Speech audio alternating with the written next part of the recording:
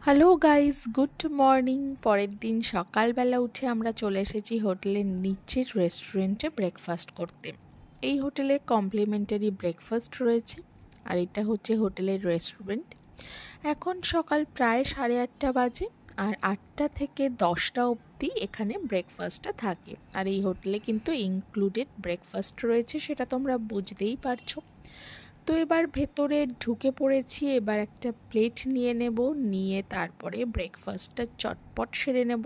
তারপরে আমরা বেরাবো একটু ঘুরতে। আর ব্রেকফাস্টে কী কী ছিল তোমাদের তো অবশ্যই বলবো।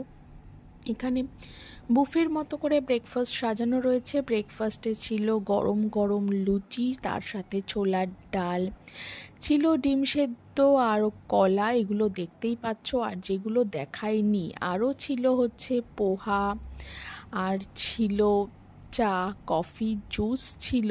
আর এখানে ব্রেড ছিল ব্রেডের সাথে বাটার আর জ্যাম।